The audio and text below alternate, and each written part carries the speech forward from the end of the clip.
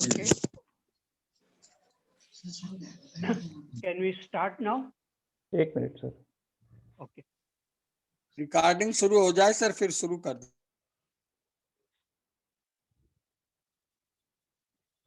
Harshad Pareek sir शुरू और कर हर सकते सनका जी अनम्यूट अपने आप करके को अनम्यूट कर सकते हैं. ये प्लीज कोहोस्ट हैं अनम्यूट तो and then speak Pareek. Okay, now please start. Okay. We can start now? Yes. Yes sir. Okay. Okay. Good evening, friends. This is our third dialogue on brain, mind, and consciousness. And before we start on this topic, I like to say some few things. First thing is that there is no authority in this field of brain, mind, and consciousness. And we have to find out for ourselves uh, by looking within, especially the brain. We cannot study like a scientist, but the mind and consciousness, that is, I think it is it's within us, and we can really look very carefully. And another thing is that we are trying to use words to express what we want to communicate. But the real thing in this field is non-verbal. And sometimes the words can create confusion in this field. And the other thing is that what we know is very, very little compared to what we don't know. Like the whole planet Earth is only a very small dot in the universe. And on this earth, there are 7 billion people, and we are just one of that. And there is an infinite universe, and we know very, very little. And even we know very little about our own mind and brain. Uh, the brain has tremendous capacity to do certain things, which I will tell you what the brain, some brains are able to do it. And uh, brain, I will not say anything because it is the scientist, it's a matter. And that matter is fixed in space, and so it can be studied like an object. The brain can be an object, and the scientist who is working is the subject. So there is a duality between subject and object in the study of brain. But in the study of mind, it is our own mind and the mind is looking at itself in if understanding.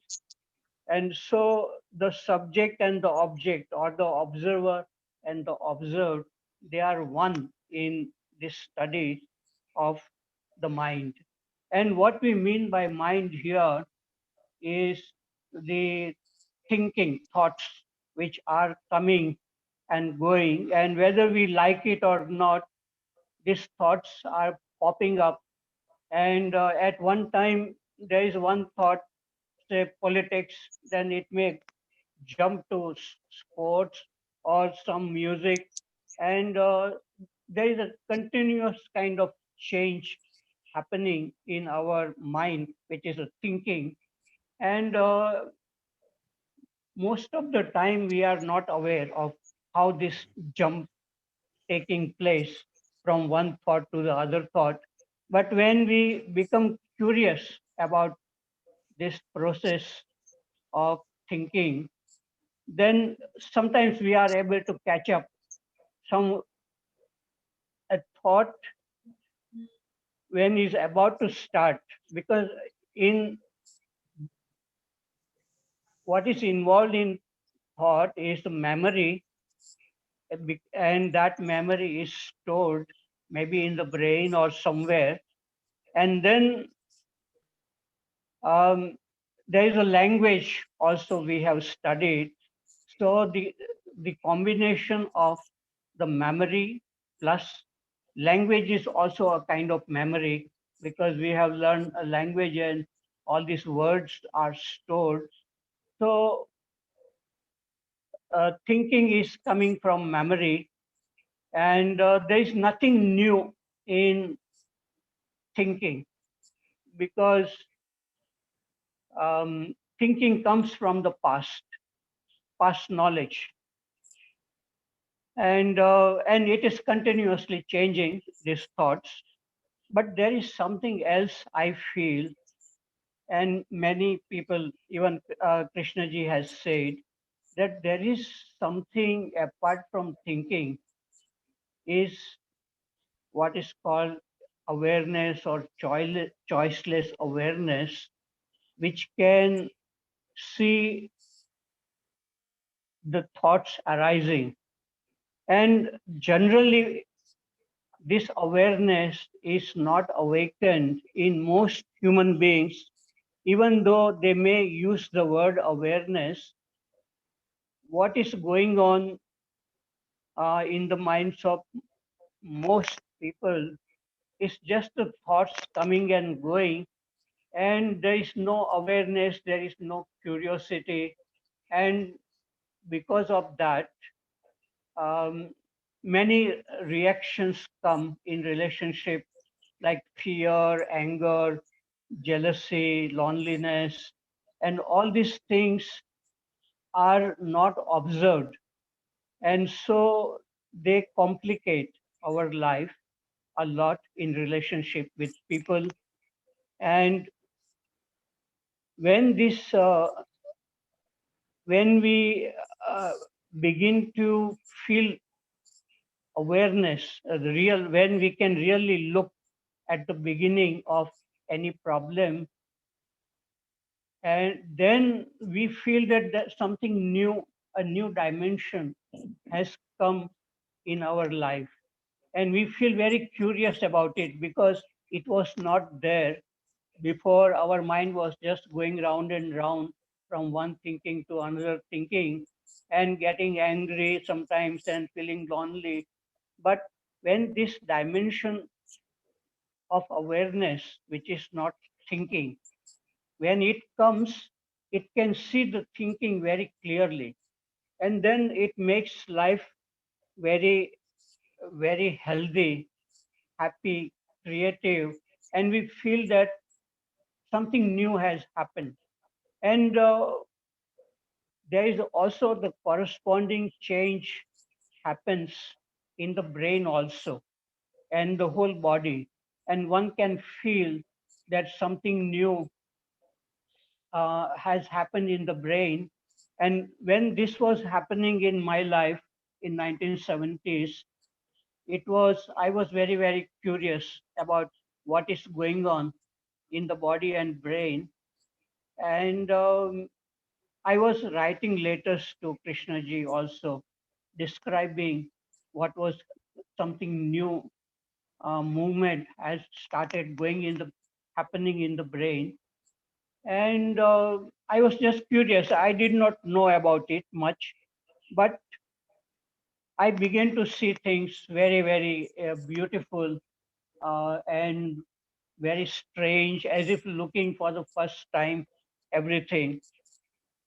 But beyond this awareness, which I am describing, I feel that there are even many different dimensions which I have not experienced. But many people, like Krishnaji, talks about touching the source of all energy, ground.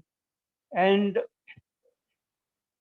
other thing is that, like a mathematician, Ramanujam, he was um, a devotee of a goddess, and when he was getting the whole theorem, the final formula, uh, without doing any effort. So this is something, and he himself did not know whether it was true or false, but he was noting down all these formulas. Uh, Harsh, your upside down your image. Harsh, Okay. yeah, okay. So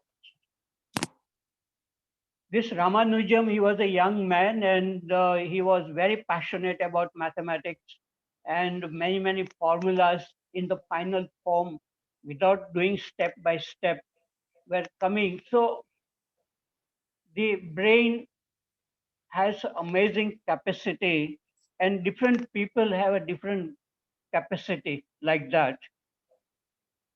And another thing is that there is some people say that there is a kind of energy which is in our body which is not active. But in some people, due to either doing some yoga or meditation, that energy is activated.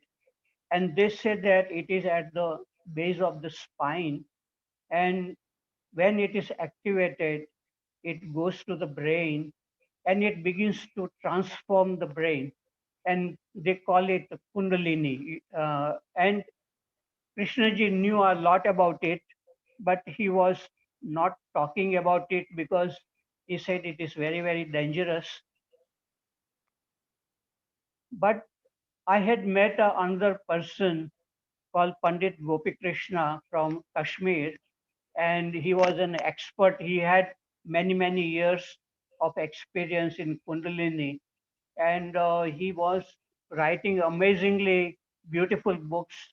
And he was a very ordinary person, but after this, and he suffered a lot for many years, 12 years, suffered a tremendous pain in his whole body.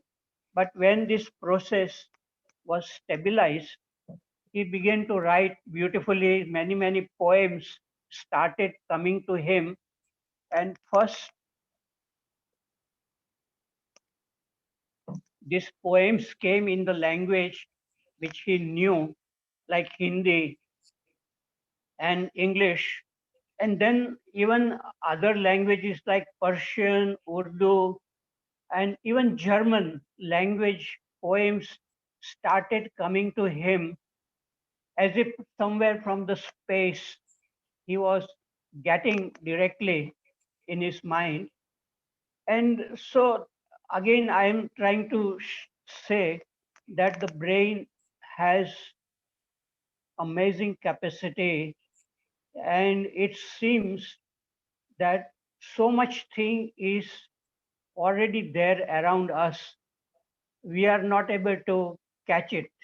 But when this brain becomes sensitive or some parts of it becomes active, we can catch something which is there in the space. And I feel that whatever human beings have thought about it, what they have discovered, everything exists in the space which we think that it is empty space, but it is not so. There is tremendous energy exists in the empty space, like all the electromagnetic waves which are coming from radio stations, television stations. They are in the space around us, and only we need a proper instrument to catch these vibrations, and then we can begin to know a lot.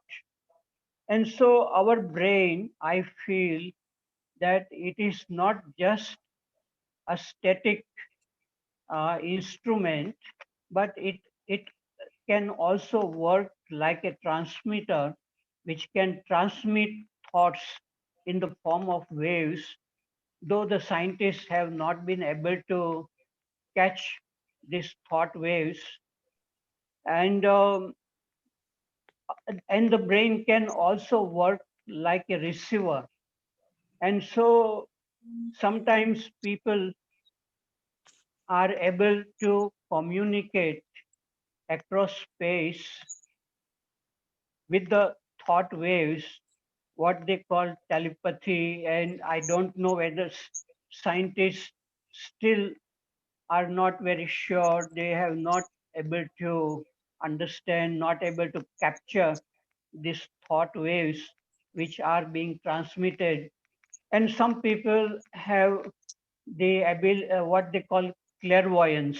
And Krishnaji could also uh, can see what was in the mind of some people when they came to him, and he said that he can see but he would not like to know about it, this clairvoyance.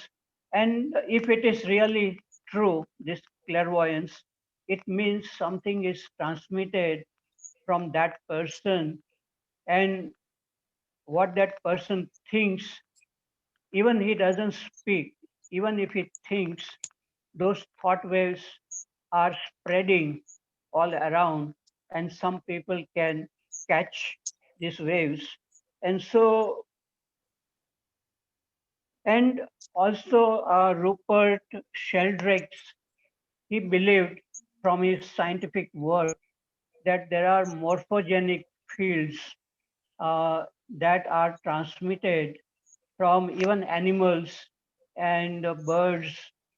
And he said that when, say, a monkey in one part of the world it learns a new trick, like opening a water tap or something like that, then that trick, other monkeys living far away, in even in other countries, they are able to learn this trick, and that is due to this morphogenic field which are transmitted from the brain or from the body of human beings or animals and birds.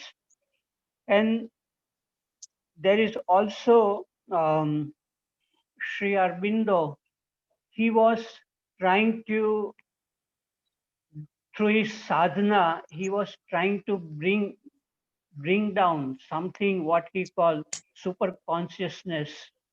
And he felt that if that super consciousness comes into one human being, then it will be possible for many other human beings to catch that kind of consciousness. And other thing is that generally we have three states of consciousness. One is like being awake. Right now we are fully awake. Then other is the state dreaming. And then when we are sleeping and some dreams are going on. And then there is a dreamless sleep. That is the third, when we are sleeping, but there is no dreams. But then Indian philosophy says there is a fourth state of consciousness. They call it Turiya. And that probably connected with what they call Samadhi. The that state of mind is completely different than what we experience, like even awareness, because people like Ramakrishna and Raman Maharshi, they could live in that state for many, many days at a time, and they were not aware of even mosquito biting or even scorpion biting. They were not in this world at all. And they had to be beaten up sometimes to bring them back to the normal state. And Ramakrishna was in that kind of state for almost 6 months. And somebody used to come, beat him up, and just push some food. And even when later on, when he was fully alive, he used to go into that samadhi and there was no heartbeats, no breathing also. And the scientist like Dr. Sarkar, he was very skeptical, but he had kept the mirror in near the nose of Ramakrishna, and he found that there was no breathing. If there is a breathing, there will be some pattern will be formed on the mirror. So there are amazing things human beings are capable of, and we don't know. Mostly we judge them based on our partial intellect, and we say that, oh, they may be all living in illusions, but I don't think so. And great people have lived in India. They have gone very deep into the mind of their own mind, not by reading and repeating the scriptures. So, and even Krishnamurti said there is a mystery beyond the powers and capacities of the mind here. So there is so much there around us, only we are not able to capture it. Just like during the daytime, the stars are there. We don't see it because there is too much light. But in the darkness, all the stars, we are able to see it. Similarly, so many things exist around us, within us, and it depends on us how sensitive, how curious, how passionate we are to capture all this. And on requires is only curiosity, I feel. And it's not like we are saying that there should be no motivation because Krishnamurti said like that. But the motivation to go very deep is good, I feel. One must be very curious and can discover many things. As scientists are very curious to discover new things, human beings have a great capacity to go in the inner world and discover many things which many people in the past have felt it. And so I have said enough thing. Thank you. And now we can uh, have a dialogue or comments or anything. I and request Mr. Kamlesh Modak to make Vijay Chhabra ji co-host. Please make co-host Vijay Chhabra ji. After Harsh Tanka, after Harsh Tanka. Please make Vijay Chhabra co-host. Okay. So can you hear me? Is that okay? Yes. I think Harshad ji has said very many interesting things, which I mostly concur with. If I can summarize, firstly, there is, let me call it the outside world, the scientific world. And we have learned a lot about the scientific world. We have developed all kinds of skills. We are talking to each other just now through, it's almost like magic.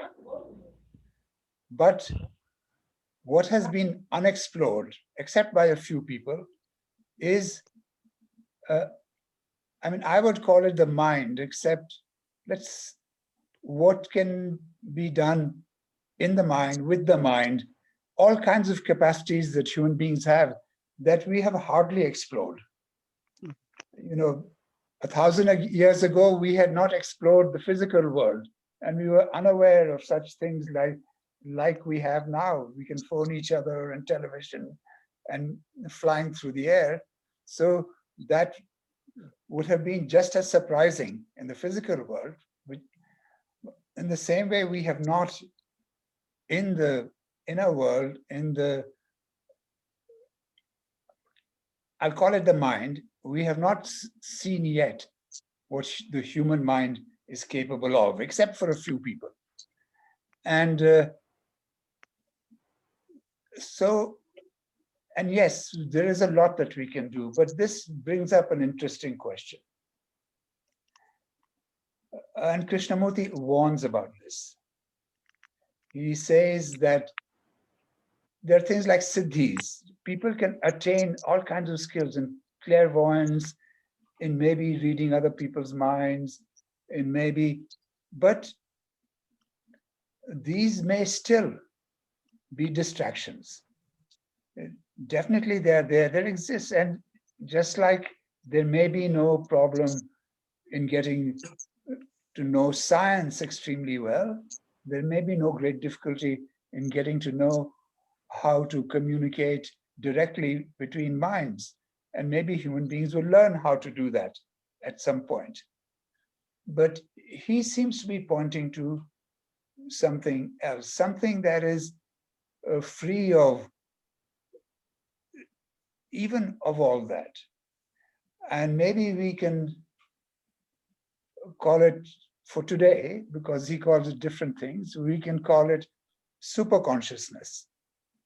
So something that is even beyond this deeper and kind of consciousness and capacities that the mind may have, which is even beyond all of that, and which is capable of seeing all of this, and which is capable of seeing the whole pattern of existence, of time and space, of the possibilities of the mind, of the possibilities of the body, of the possibilities, and how all these things are connected and interrelated. So that capacity, because that capacity to see the whole rather than in particulars is what allows us to see what is true and what is the right action in any given situation, which helps us to move towards a right relationship. And being able to read somebody else's mind may still not show us how to be in a good relationship. So these particular abilities, though they're very interesting and in a way, no problem in investigating them, they may not still give us the capacity for to live without conflict, to have good relationships, to be able to have goodness in us. So that is quite an important question. Do all these things, for example, what do they have in relation to goodness? Do they necessarily mean goodness, or can they also be misused for evil, or for in a bad way or in a good way? It's they may still be like that. So I think that is one comment that I would like to make. Another one, really to do with the first things that Harshadji said, is actually to point out in a different way what he has already said, that we are communicating with words. But that doesn't mean, because we are struggling, and even I'm struggling just now to express whatever it is that I see, that doesn't mean that each of us is not able to see something. We may be able to see things, and despite seeing them, we not be able to describe them. We may not have the words.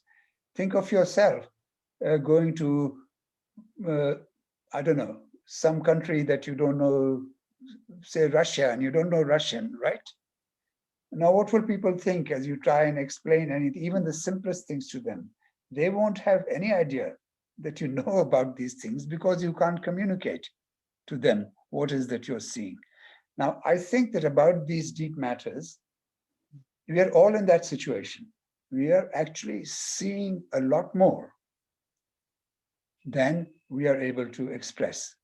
Anything that anyone is saying, even in this meeting, is only a small fraction And just imagine, what can we say about the mind in 1 or 2 sentences? We can't even say very much about a tree in 1 or 2 sentences. Or a cup of coffee, we can't say very much in 1 or 2 sentences. So whatever we are saying is partial in that way. It's only a part of the thing. Also, I may not be seeing the whole thing, but in any case, whatever I say is always going to be a part. And one of the purposes of a discussion like this is that we are all looking at something from different sides and bringing out different aspects of whatever we are talking on, mind and brain and so on. And this is giving us a chance to have a more put together. Our minds can, if we are attending carefully, not disagreeing and agreeing, but just listening, then we can put together the whole picture and we can begin to see things more deeply than are being said. You know, that, we can look beyond the words. We can read between the lines.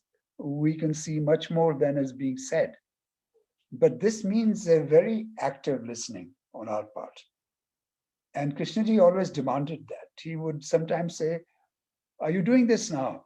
Are you looking at it for yourself? Don't just follow my words. Look, please, it's useless. Don't go to sleep. Please see, do you see in yourself what I'm talking about? Do you see the fear if I'm talking about? Do you see it in yourself? So this is a very important part, I feel, of one, to look beyond the words and recognize that they're partial, and the other to be looking inwards at the same time as we are listening, to be looking to see, how do I see this thing? What is it that I see? Is this matching up? Does it make sense to my own perception of things? So this is a very important part of this inquiry into consciousness and mind, which is what we're engaged in just now. So, and in fact, if we are to discover about the capacity for clairvoyance or the capacity to be aware of another person's thoughts and so on, somebody may tell us about it, but it still comes down to us asking within ourselves, okay, how does this, let me see, does it operate? Can I be sensitive? On what level, in what way do I have to be sensitive so that I can be, what kind of listening is this, that I can listen to somebody else's feelings? The usual word we use for this kind is, how can we be sensitive to other people, right? So we have a sense of who they are and what is happening with them, because a sensitive human being perceives what's happening to somebody, how they might be thinking, how they may have sympathy for them, understand their feelings, understand their sorrows, understand and be able to act in that situation to help them. Because in the end, a main concern, even of this talk, and for each of us, I think, at least it is for me, is action. How do I act correctly in the world? How can my actions be such that they are, in some ways, towards the good for myself and for others and for everyone? How can my actions be? And being sensitive, being attentive, recognizing what is happening with somebody else, what is happening, or with the environment, not just people, or, understanding the nature of things, going deep, going beyond, all of this is what helps me to have the right, good action in my life. So I'm also, we are not trying to define what mind is. We are not trying to interpret Krishnamurti. We are not trying to just bandy words. We could do that. I mean, some people will do that. Some people will just talk about words, right? And they are just words. So, but in some senses, all of this is connection with our action in the world. what is our action in the world, and what is good action, what is right action. And for that, we have to understand all these things. So I think that's probably enough for me to say just now. Let me give somebody else a chance. Chhabra ji can speak. Vijay Chhabra sir. Parekh sir, Vijay Chhabra sir will like to say something. Yeah, Yes. sure. Yeah, You can, okay. right. Muted now. Can you hear me now? Yeah, Yes. we are able Yes, to hear you. yes, We are yes, able to yes. hear you. Yeah, I wonder. You know, whatever Ashtankaji just said about sensitivity, that's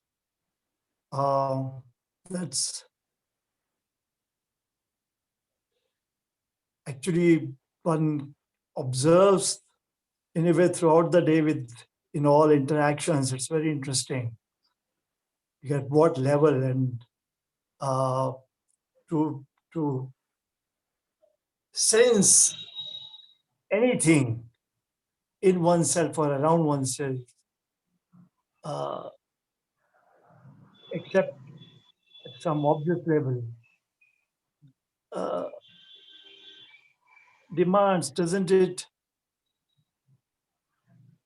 The mind is not preoccupied, just available.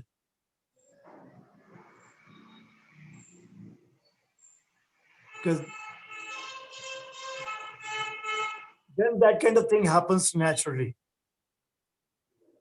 But the mind is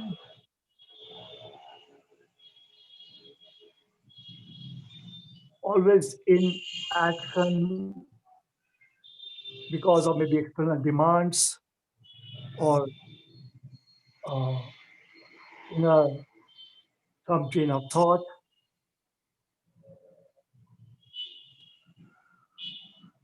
So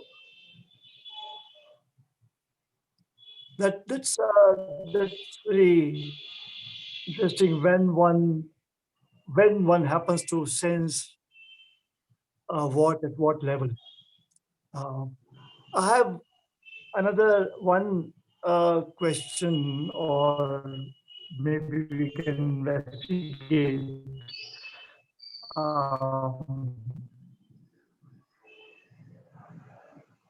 Harshad Parekh ji is often this word curiosity.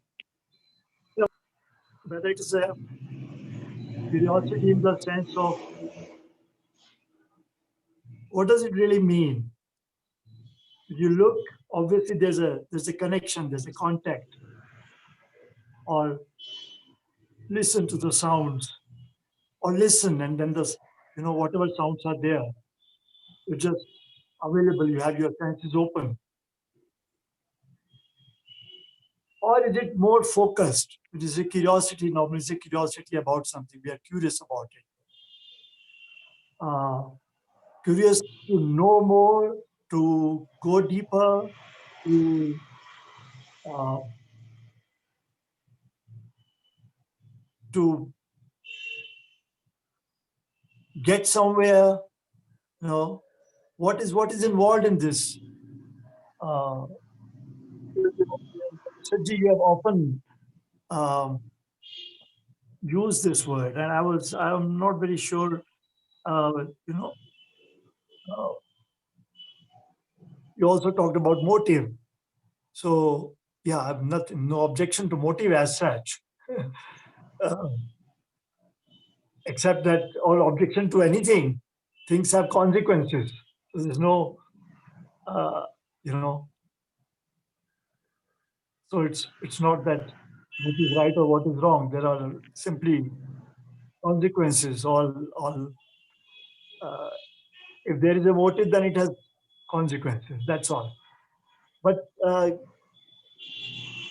would like to go a little more into this. Why is curiosity required, and what do we mean when we say it is important to be curious about something? Or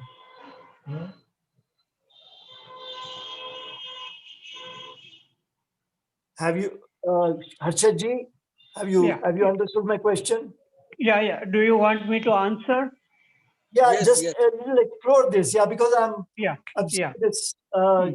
because this has also Hmm. um, because curiosity also means you aim at something, or you're curious when you're studying something. You're curious, obviously, also to know more about. Yeah. Uh, Not knowing more. just Yeah. a little, Yeah. throw a little light on this. Yeah. Oh,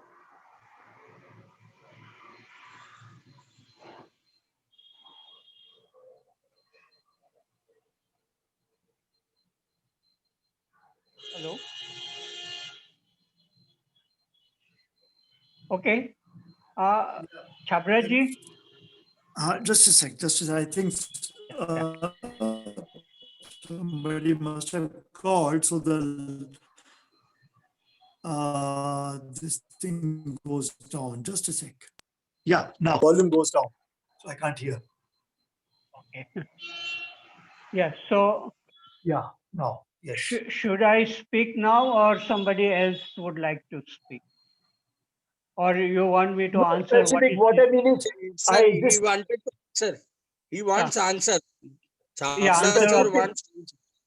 Yeah. What is the real purpose of our whole search, or something like that? What we are searching? No, in what way are you using this expression curiosity? Curiosity. Yes. Yeah, Yes. I. just this Um. little. Yeah. Uh, Yes. Human because mind is I often curious. heard you Yeah. Yeah. use this. Yes. Hmm. Okay. So, are you able to hear, Chabraji? Yes. Okay. See, human mind is curious, and generally, the human mind is curious about what is happening outside, what is happening in politics or economics or science. Want to invent something new, and that is what we are taught in schools and colleges to do something new. Like when you want to work for PhD, like I did PhD, you have to invent something new, which has not been done by other people, other scientists have not done. And then only it is accepted. So the human mind is curious, but generally it is curious about science or politics or economics or other things. But very few people are curious to look inward to see what is this, why these thoughts are coming, from where do they coming, what is the connection. Like if I am sitting here and all of a sudden I remember a song, then I wonder that from where does this come? Why out of hundreds of songs which I know, more than thousands of songs I know, why a particular song came to me without any reason. Or I have so many friends, and all of a sudden a friend comes, uh, thinking about a friend, and then after some time a friend calls me like that. So sometimes I feel that we are not isolated, we are connected with the whole world around us, other human beings. And so the curiosity, what I call it, is to pick up something which pops up in the mind. And sometimes only two words comes and then it goes away. So I'm very curious to just uh, watch it, not to get anything out of it, but that increases your sense of attention to even the outside world. Because I found in my life that when I became curious to look inward, then it began to affect the way I looked at the outside world also. And outside world looked very beautiful. And there are some songs like that, that when there is a light in the mind, the whole world appears very bright and beautiful. So this has been experienced by many people, that the real thing is to find some treasure within, and there is a treasure buried within all human beings. But there are so many around it. There are many disturbing things like snakes, carding, those bad feelings and all that. So when we try to look inward, we find something distracting, disturbing, and then we try to involve ourselves in some outward activity. So we are mostly trying to escape from our own selves. But if we are not frightened to look inside, even if it is very disturbing, then all these snakes which are guarding the treasure, they become like our friend, and then we really uh, feel the treasure buried within us. And that is what people had said, like Kabir and Mirabai. They have written songs that there is a treasure buried. Mirabai said, Ram Ratan Dan Payo, Kharche na Kute, Chor na Lute, Din Din Badat Savayo. That means there is a treasure which cannot be stolen, and it increases day by day, that feeling of happiness. So that is the real purpose of looking inward, is to be completely aware, and then there is a richness which comes within. Then all the richness of the outside world, it means nothing to you. If even gold and diamond means nothing to you. And that is what Kabir said, तेरे पास हीरे मोती मेरे मन मंदिर में ज्योति कौन हुआ धनवान. So people like this have lived in our country, in India, and I don't know about other countries, but great people have discovered a treasure buried within themselves, and it cannot be touched just by wishing. One has to really go through carefully, look, and along with it, there must be goodness and love. Without that, all these powers and capacities, it means nothing. So all the sages, they said, even if you get some siddhi, don't think much about it, don't misuse it. So there is something within us, a different universe within us. And uh, if we are really interested, we can go very deep and find our connection with the whole humanity, you know. So you are the world, that is what Krishna ji says. That is not just a sentence. And when we feel that I am the world, then there is no conflict with the world, because then it means I am in conflict with myself, you know. So the main thing is to come to uh, truth, beauty, love, happiness, all that thing we are capable of, and we free from all these negative problems which affect humanity. So that is what I call curiosity, to look inward and get rid of all the negative things which we have accumulated. And that is what Krishna ji did in 1922, just before that thing happened process. He had written a letter to uh, Emily Lutyens, and saying that I have accumulated so many things, all, and I want to really look at it, and I want to be really free. And then something started happening. So it has to do with us. It will not come from outside, you know. It depends on our own. Somebody can point out like that.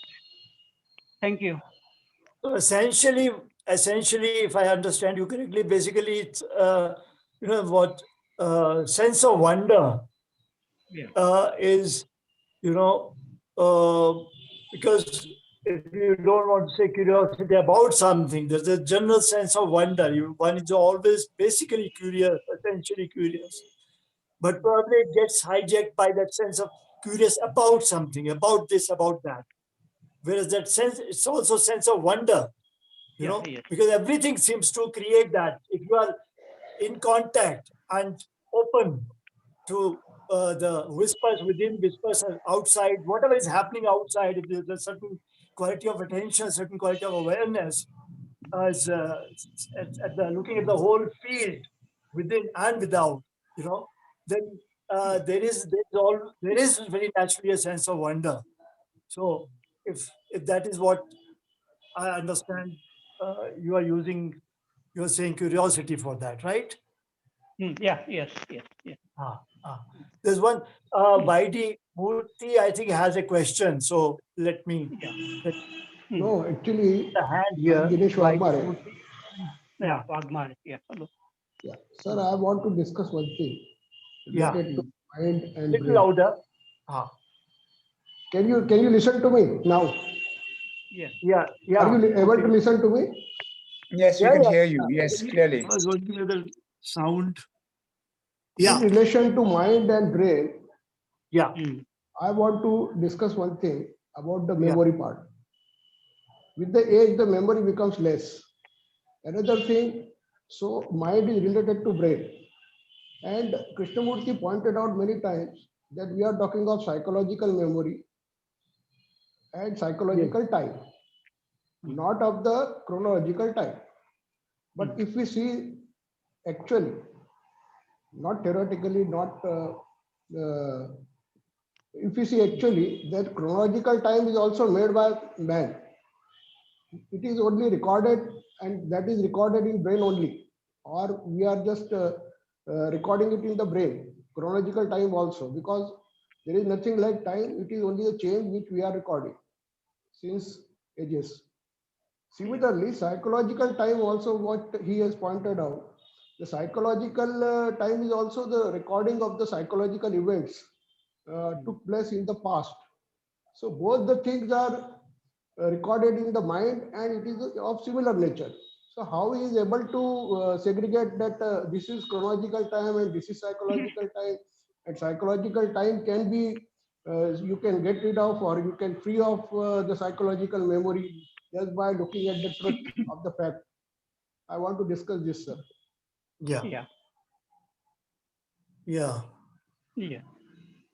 Yeah. Can we look at that? Is this number three? Is it some hand number three? What does that mean? I Yes, see. sir. There are three persons Okay. raising Okay. their You hands. want to talk? Murthy, Mr. Anand. Okay. So Okay. Okay. that is the meaning of that. Okay. And Okay. So YD let's discuss Murthy, that. N. Yeah. Ramarao, and Anand. They are the three Okay. raising Okay. hands. Okay. Okay. After So yeah, shall we look at it? Shall we look at this psychological memory or psychological time and chronological time? Yes, yes.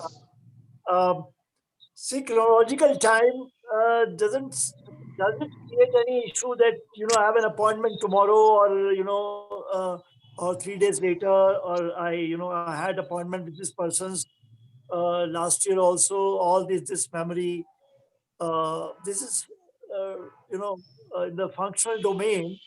Um, but if there are memories of um, what the person said to me, or what impression I carried, and there are uh, positive vibes or negative vibes accumulating of those impressions. And so obviously you're in, I mean, one doesn't normally differentiate, or um, but this um, chronological, this yesterday, today, tomorrow, uh, in the calendar, that doesn't seem to create any issue.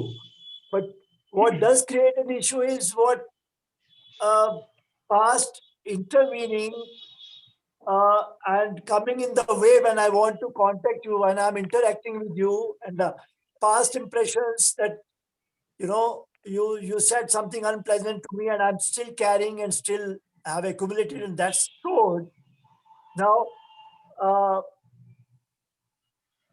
whether that is, see, there, remembering that I have an appointment with you tomorrow makes sense. Otherwise, this will be dementia if I forget and I make or keep you waiting and then suddenly remember, oh, I was to meet you, but I forgot. So that is required there. But why should I accumulate memories in the psychological domain? Why should I, keep with me whether you hurt me, whether what you said was unpleasant to me or pleasant to me, and cling to that. And with that, I come to you again, and so whether what function does it perform? What does it, does it meet any requirement, or it is dysfunctional? So it's, so that one can see, that what is functional in one area is not functional in another area, you know. So in No, relationship, what, what is the role of what, thought? There is role what of I thought meant in to say, function.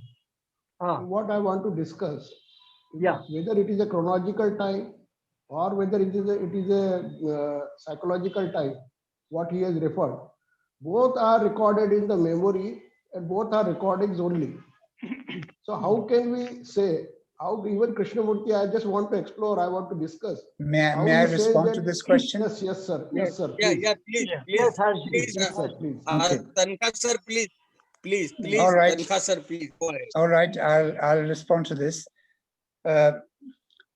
See, firstly, just let's think of time. We develop our idea of time. I'm not saying psychological or chronological. We develop our idea of time by seeing change. We see the seasons come and go. We see things move from one place to another. Something changes. And the essence of time is change. And that's, we see people get older, we see things changing, and we say change takes place in time. So time is related to change. And in the external world, it makes sense. And we call that chronological time because we use clocks. Chronological means clocks. So that seeing changes in the external world, particularly changes that are repeated. A clock goes round and repeats its process. We see the earth go round and round, the seasons come and go, people buy. So that's all the essence of chronological time. Now, what do we mean by psychological time? We are now more difficult because there's nothing so clear and easy to be able to see the change in the psyche as we can see change in the, you're right, the psyche is also composed of memory and so on, but there's more to that than that. Krishnaji talks about psychological time. He doesn't talk so much about psychological memories as psychology. He doesn't use those words so much. He uses the word psychological time. Now, he refers to the idea that the psyche can change, that the self can change. And this is central to all these ideas of self-development, of attaining attainment, of enlightenment, of nirvana, that the self can change. So the changing of the self in time is what he is referring to as psychological time. And this is, there are gurus who promise that, there are all kinds of things. You sit down and meditate in this, or you observe things, and the self will change. Particularly the self can be improved, or you can, so, and this seems to take place in time. Today, I'm not such a good person. Tomorrow, I will be a better person. This is what psychological time is about. Now, what I understand him to be saying, and to some extent from my own observation, I see, is that firstly, what is the psyche? Is there such a fixed, constant thing, something that we can refer to? As the self. And it turns out that if you observe that the self is not, this is one of the main things that Krishnamurti is telling us about. In the most extreme form, he will even say, the self doesn't really exist. But at other times, it's constantly being formed and reformed. As the other gentleman was saying, the self is constantly, we are receiving things from others, we are giving to others. The self is not separated out. So as we seem to talk about it, I'm different from you and so on. It's not as definite as that. And it's not as fixed as that. There is a whole process going on in the mind of the constant formation, reinformation, change, just like the sea, waves coming in and out, mixing, swirling. That is the nature of the psychological world. And it's not even easy to say that this is myself or this is myself. So in that situation, understanding the whole nature of how the self creates, changes, mutates, distorts is the important thing. You can't fix the moment you fix something. It's like taking a photograph. I take a photograph of you one day, and I say that's you're looking sad, and I say that's you. But next moment you're not looking sad, so you're smiling. So is that you? So has a psychological change taken place? Difficult to say. It's that whole concept over there does not have the same kind of meaning as you see an apple and then the apple decays and it rots, and then that's a very different kind of movement. So in that sense of psychological change, we are extending our ideas of chronological change, uh, getting older or things breaking or things being created into the psychological realm. That's why but that says is not the way that the psychological realm operates.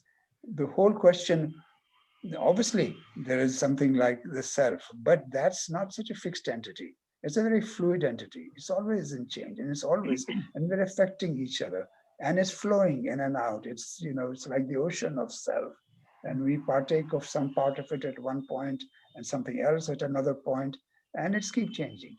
And yes, we can try and fix it, and we can try and freeze it, but it isn't of that nature at all. So to talk about the change of that thing in time is not capturing the essence of how the self operates. Do you How mean to this, say that I can get a memory of say 10 years or old or say 20 years old in an instant? It can come to me in an instant. So is it memory? similar to that what you are talking? Well, I mean, that's one aspect of it. If you can detach your idea of self, you know, and I tell you, this is not a very particularly difficult thing to do. Let me give you an example. Suppose you had bad experiences as a child. Yeah, somebody mistreated you. Today, at that time, you had no idea what was happening. You didn't really understand.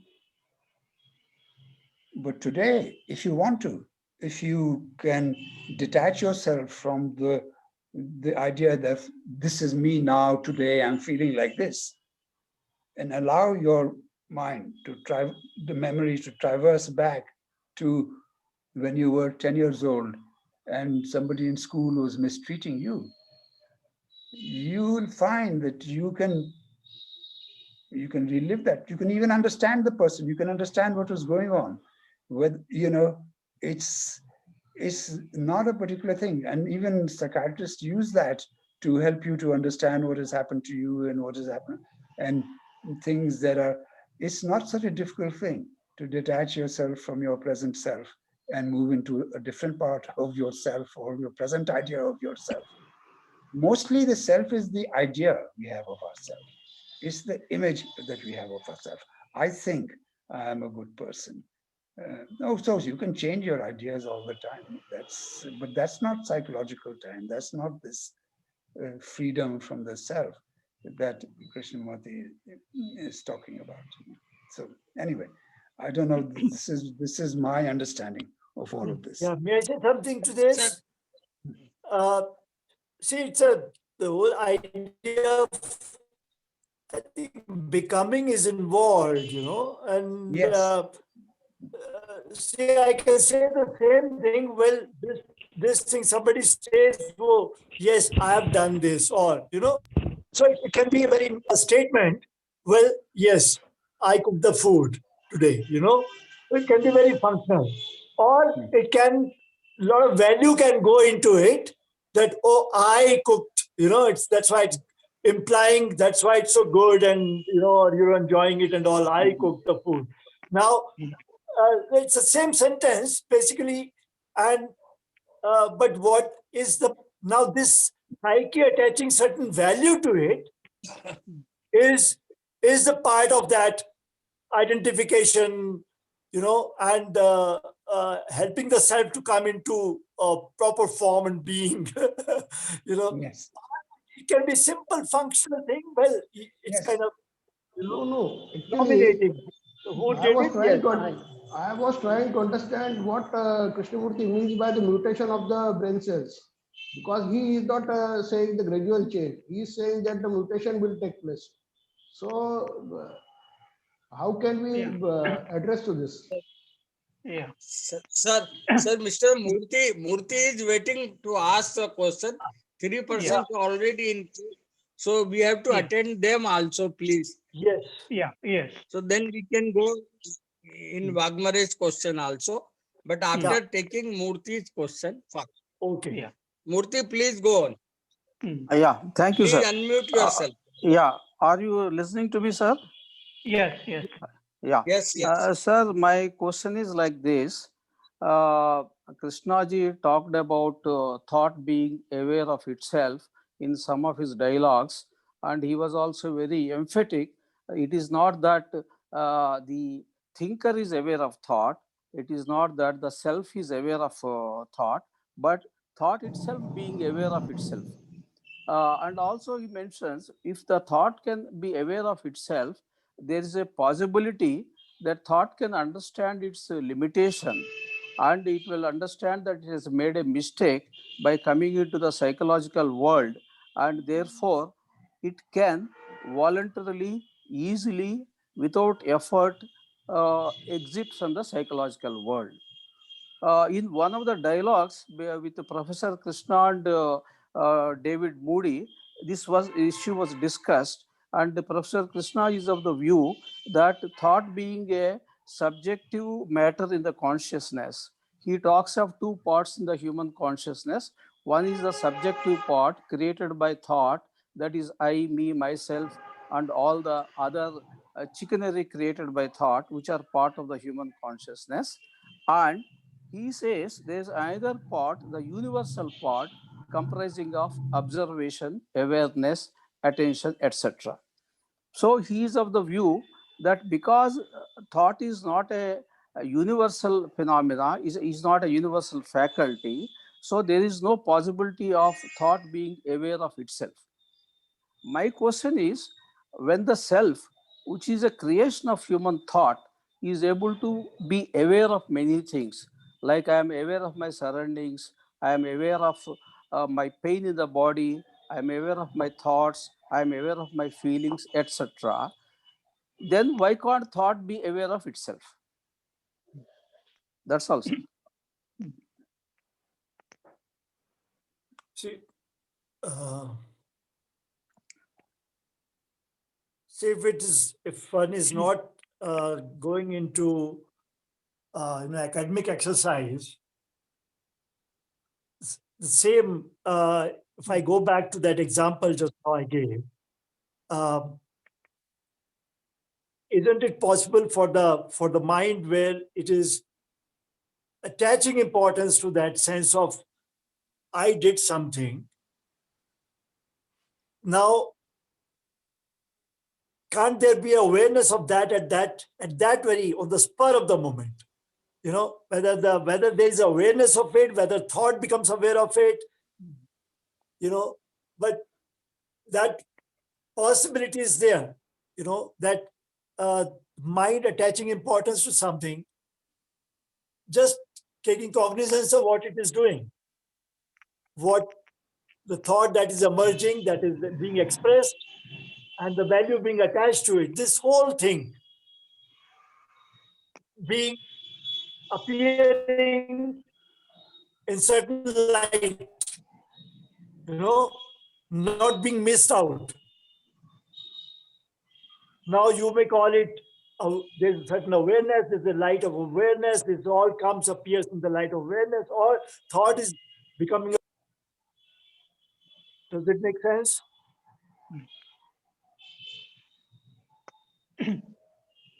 Harshi, you can Yeah. also, yeah.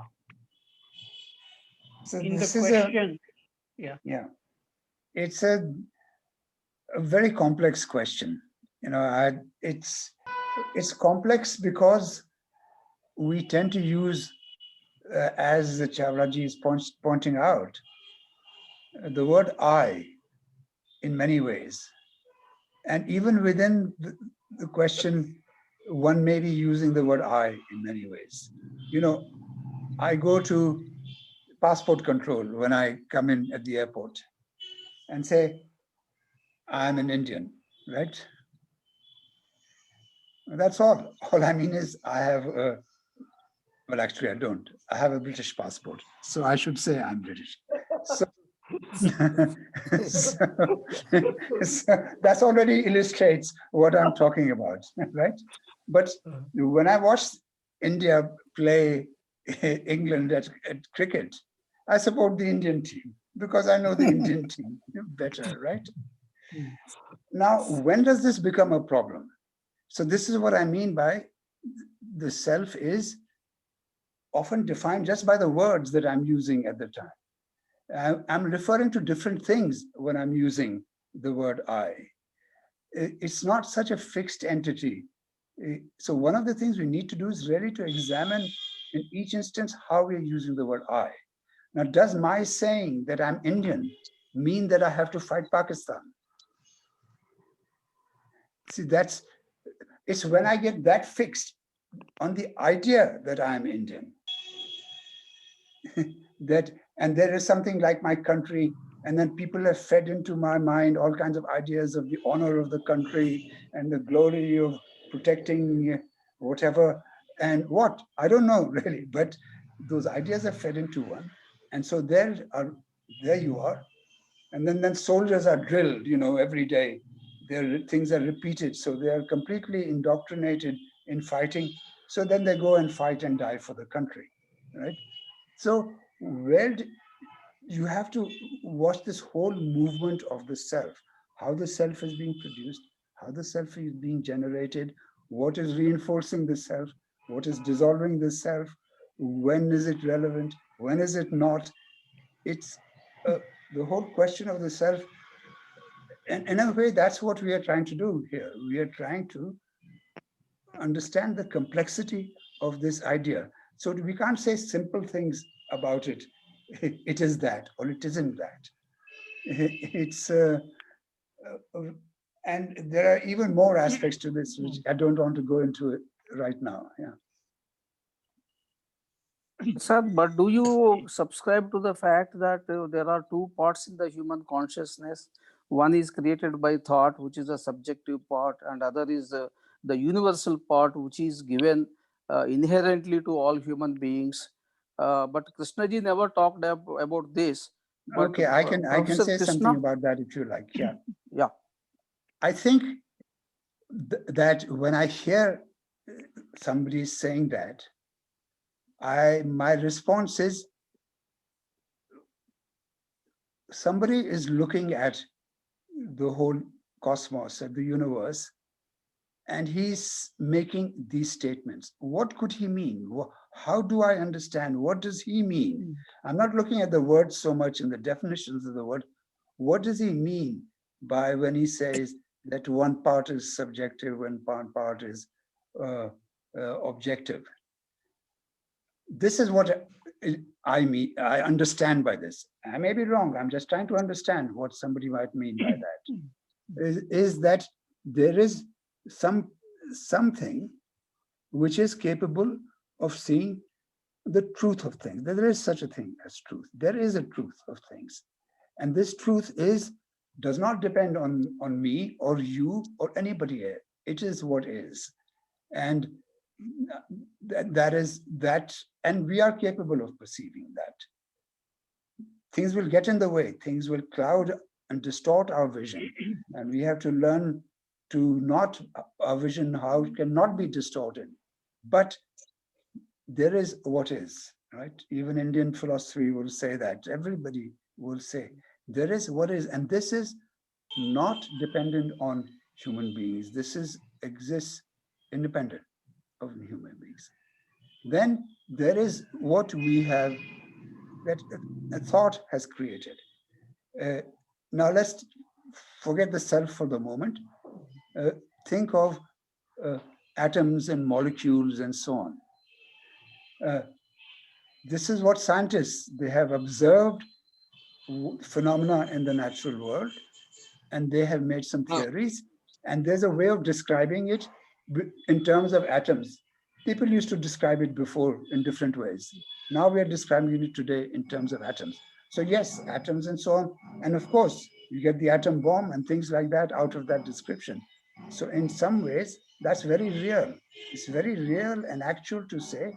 You can measure it, you can control it, you can get energy out of it, that there are atoms and molecules. And yet, if that is only a description, that is only something that has been created. Tomorrow somebody will come, like Einstein appended the theories of gravity. Somebody will come and say, no, maybe we should describe it in a different way. And so this part is not, it is actually created in human thought. And as such, there is a difference between the order of the universe that is free of our perception, and then that which has been created and described by us. This is how I understand what he's saying. Okay, sir. Thank you. Is there this number 2? Is it Mr. Anand or who is it?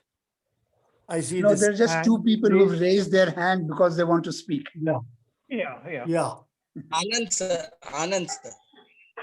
Sir, I just wanted to, what Chhabra ji spoke earlier about curiosity. I wonder why we are not curious about the poverty which is there. Why I'm not curious about the suffering and misery of the people. Why is that, I'm happy with the explanations of the so-called religious people give, is what I'm looking at. I'm only looking at curiosity of what gives me my pleasure, my happiness. I'm not curious about the poverty, the violence, the greed which is there on this planet, the suffering which is taking place on the planet. Why don't I look at that? I'm only looking at a very minute, tiny part of what is my curiosity in these things which make me, gives me pleasure. And I'm happy with the explanation of somebody saying, don't have this or have this, or some so-called religious person. I don't understand that part. Over.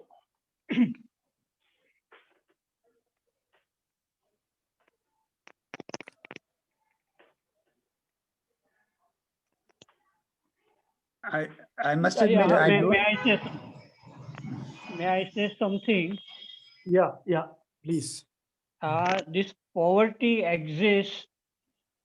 There are very rich people on this earth, and there are very poor people. And this big gap between the two, the cause is in the human mind only, that people who are rich, they want to become richer, and so they don't care. So again, you have to look at the source from where these problems of poverty comes, or burning the forest, or eating meat. Everything, it comes from the human mind. And so root cause of all the problems which we see is in the mind. And that's why only when the mind is really free, it will not create more problems. That's what I feel. So the child is very curious, sir. But we grown up, after we grow up, we are looking only for explanations. Can I look at that? What is what I'm saying, sir? When a child, when he's curious, I mean, he's so intense about it. Yeah. But we are not. We are looking for explanations. We are back to our conditioning. Can I see? That is my question, sir. I don't think that we are looking for explanations. Maybe this is why I have some difficulty when you use the word I or we, because I'm not sure who you're talking about. Whether you're talking about yourself or you're talking about me as well, and all of us over here. Right. I'm sort of not looking for explanations. Mm. Yes. So we give explanations, isn't it? So why is that I'm not- beggar on the road? Isn't it? We give explanations. Why that I mean cow is on the road? I mean we come out with explanations, or somebody gives us an explanation. When I quote Kabir, sir, can I look at that? I'm happy with that explanation. I mean, what Kabir is talking about, is saying about. See, but you seem to be saying that when we give explanations, explanations are obviously not enough, right? That's what you're saying, right? And they don't actually affect change. They don't bring about any change in the situations. Yeah. And I think Harshadji's answer to you was that because to be able to bring about change, we have to look a little deeper at where the source of this is, why we are not curious, why we are not uh, able to be effective, why we don't respond, why we ignore things. We have to look at the source of all of that, why that is happening. And as we look deeper at the source, we realize that all these things that are happening in the human mind. So then we have to look deeper and say, why is this happening in the human mind? What's going on in the human mind? That this is my mind, your mind, and it's happening in my mind. But when we then have to move from the particular to the general, meaning I can try and understand my body, but as I begin why I'm ill, what's wrong with me? But as I try and understand why I'm ill and what is wrong with me, I realize that I have to understand the way my body functions. And therefore, I start asking, how does the body function? What is healthy for the body? And then I realize that it's not just my body. To understand my body, I have to understand human bodies. I have to understand the way the body, not just my body functions, but the way the human body functions. And that, I think, is once again, that is what Harshadji is saying, that we have to understand the human mind. We have to understand how these things happen in the Yeah. human mind.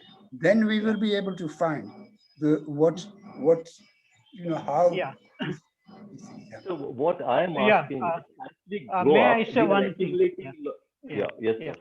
I want see Gandhiji tried a lot to create harmony between Hindu and Muslim, and he tried so much. At the end of his life, he could not do it, and he was frustrated, and he said, what can I do? So the cause why Hindu and Muslim are fighting is in the mind, conditioning. So we have to go at the root where the problems lie, nationalism or this ideologies. So everything is comes from the human mind. That's why once we can really understand, we don't create problems. Even in our daily life of relationship, if somebody says something unpleasant, we don't get very angry if we have really looked at how this anger is arising, what is behind it. you know. And there are so many hundreds of problems. You are talking about poverty, but there are so many problems people are fighting, violence. I'm saying, sir, one thing which when I say I'm see, as I grow up, I mean, there's so much of accumulation of knowledge takes place, and I come out with answers. Can I look at that as a question? But whereas a child, when he's curious, he's very serious about it, he's very excited about it. I mean, he's not looking for any answers or explanations. So can I see the difference between a child who is very curious and a person who is grown up? I mean, who falls back on his knowledge which he has accumulated over a period of time, and also falls back on authority who says this is what it is, and I'm happy with that. That's what I'm trying to look at it. Yeah. So that is what we are talking about when we say awareness, which is just looking at it, not explaining everything. But then again, you are asking question why there is poverty and looking at it. So you are also asking questions unnecessary instead of just looking. And in that looking, there is a solution. That's So my conditioning, sir. I'm looking for the. yeah, See, I always have a goal. I'm always looking for a solution. When I say freedom is in the beginning, I mean my conditioning is, I mean, to reach that goal. It is always there. Can I look at that? I mean, it is easy for me to say to freedom is at the beginning, but I am conditioned to achieve, to strive, to reach that goal. Someone so said, look at, I mean, it's in the yeah, beginning. I may say that, but can I see my conditioning is that? yeah, Of course you you can. can, you can, Yes, you yeah, can certainly look at your condition and see yeah, it. Uh, Tankha sir, time is over, sir. So Okay, yeah, that's right, may I fine. yeah, request yeah. all the participants to continue this subject for the next week? Uh, Chhabra sir, Harshad, all Parekh sir, right. Tankha sir, can we continue it for another week? We can, if people like are happy with it, then why not? Let's continue. Yes. The participants are asking the questions and time is Yeah. remaining short. So Uh, I think it should be continued with the I ask apology to Chhabra sir to give trouble oh in no. this Sir, evening of sir, I am having a request to Mr. Harsh Tanka. Yes. yeah. Can he just throw us some light on this mutation of mind what Krishnamurti has talked? So he has been with I think our Krishnamurti for time's so Sir, up. many next years. Our time is up, but if you next want next meeting. time, we Next can do Sir, it. In the next sir, meeting, next meeting. sir, Tankha sir, next meeting. Sir, next Okay. meeting, next Mutation of brain Thursday, we cells. will Right. answering Yeah. this question because Yeah. Vagmari has got so many questions. You will be Yeah. there to answer them. So So next now time, let me finish this. Kamlesh, next time yeah, we all Okay. go through next mutation.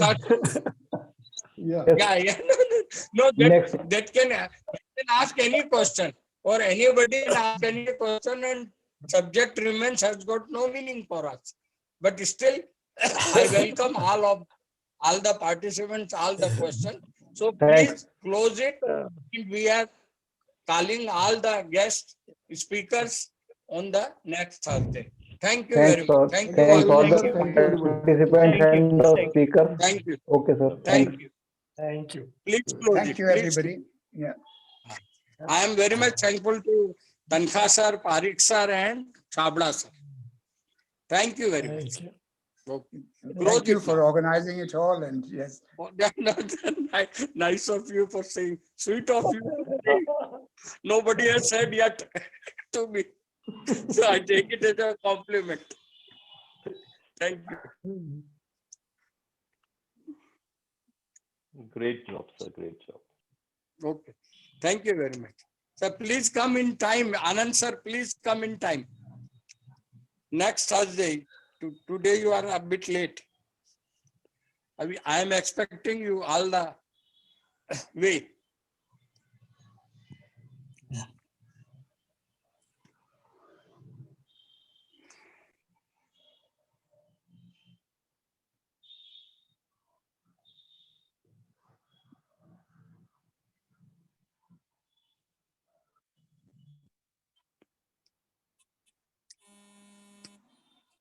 Please close.